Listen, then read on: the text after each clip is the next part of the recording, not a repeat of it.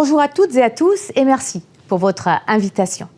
Après Saint-Nazaire, pour un retour d'expérience des premiers travaux, et avant la Normandie, pour discuter des meilleures suites à donner au débat public, c'est l'occasion de faire un point et se projeter vers l'avenir. Ma mission est complémentaire de celle du ministère de la Transition écologique. Elle est liée aux spécificités du milieu marin. La mer ne permet pas l'appropriation privée par un acteur ou un usage, c'est un bien commun de tous les Français. Et je défends l'idée que les énergies renouvelables sont une activité maritime, parce que justement, vous participez à la mise en valeur et à la préservation de ce bien commun. Aujourd'hui, 8 années se sont écoulées depuis le premier appel d'offres. C'est trop lent pour de tels projets industriels. Je souhaite une simplification, pas en dégradant les contrôles, mais en les simplifiant avec un guichet unique et en allant vers une autorisation regroupant l'ensemble des procédures. Ainsi, l'opportunité d'un recours sera maintenue et nous pourrons à la fois garantir la qualité environnementale des projets et leur réalisation dans des délais raisonnables. Des études préparatoires, techniques, environnementales et sur les usages, sont nécessaires et indispensables à la planification en mer. Je souhaite que la puissance publique les renforce encore. L'objectif est de connaître suffisamment bien l'espace marin pour ouvrir des zones précises. En mer comme à terre, la ressource rare, c'est l'espace. Ouvrir 300 km² pour attribuer 1 gigawatt, ce n'est pas une bonne manière d'optimiser notre usage de l'espace marin.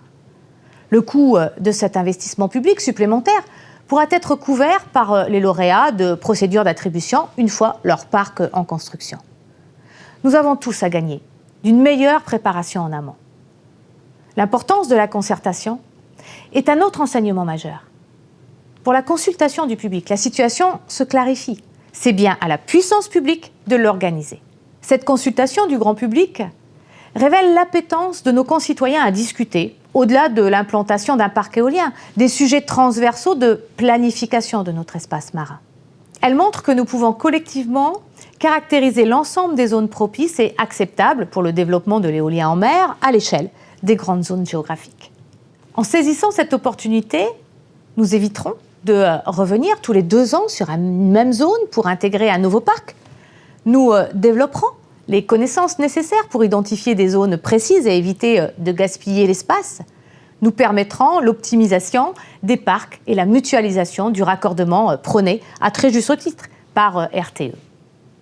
Nous pourrons enfin articuler correctement les exercices propres aux énergies, 6 débats publics en Normandie en 8 ans, à l'exercice transversal des documents stratégiques de façade. L'expérience accumulée au sein des conseils maritimes de façade doit maintenant nous permettre d'avancer de manière plus ambitieuse. Les débats publics en Normandie et en Méditerranée offrent cette opportunité. Grâce à ces instances, nous pourrons identifier un potentiel de déploiement de l'éolien en mer à l'horizon 2050 qui soit acceptable, parce que concerté. Les 8 années passées montrent aussi à quel point la concertation n'est pas qu'une affaire réglementaire. Je crois que les projets aujourd'hui les plus avancés et les mieux acceptés sont ceux qui ont su bâtir un projet de territoire autour du projet de parc éolien avec les élus et les usagers. Cela nécessite un investissement constant dans le temps aux côtés des acteurs du territoire. Ce n'est que de cette manière que la nouvelle activité maritime que vous représentez peut construire sa légitimité sans s'imposer aux autres acteurs et au territoire. Bâtir un projet de territoire, c'est aussi être convaincu qu'un parc éolien en mer n'est pas qu'un actif de production d'électricité injecté sur le réseau national. C'est vrai, cela serait plus simple.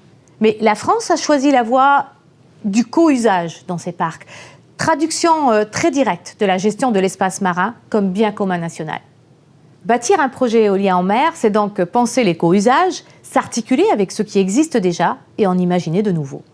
Je pense que votre implantation en mer va créer des opportunités de nouveaux usages, de nouvelles pratiques créatrices de richesses. Cela peut être pour la pêche, l'aquaculture, la conchiliculture, l'algoculture, l'effet réserve et la protection de la biodiversité, la transformation et le stockage de l'énergie, le tourisme industriel, le sauvetage en mer, l'instrumentation et la connaissance du milieu marin, que sais-je.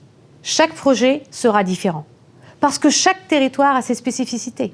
Je sais pouvoir compter sur nombre d'entre vous pour favoriser l'émergence de nouveaux co-usages. Je voudrais finalement revenir sur le développement de la filière industrielle. Demain, la France hébergera 2 usines majeures pour la construction de turbines. Notre pays a été capable de construire une filière industrielle nouvelle sur tout un segment de la chaîne de valeur de l'éolien en mer, alors même que nous ne sortions aucun parc éolien. Cela doit nous interroger. Comment maintenir cette filière émergente alors que la programmation pluriannuelle de l'énergie n'offre pas une visibilité compatible avec les stratégies industrielles? Sans doute en construisant une planification de l'espace maritime qui permet d'afficher un potentiel d'éolien en mer à l'horizon 2050. C'est ce que je défends. Comment réussir pour le segment des flotteurs la structuration d'une filière industrielle sans préempter les choix technologiques comme cela avait été fait en 2012? Cela reste à construire. Ce sont sur ces réflexions qui engagent l'État que je conclurai parce que je crois qu'aujourd'hui, notre capacité à accélérer le déploiement de l'éolien en mer dépend d'abord de l'investissement plein et entier de l'État dans la valorisation du bien commun qu'est la mer. J'y mettrai toute mon énergie. Bon colloque à tous.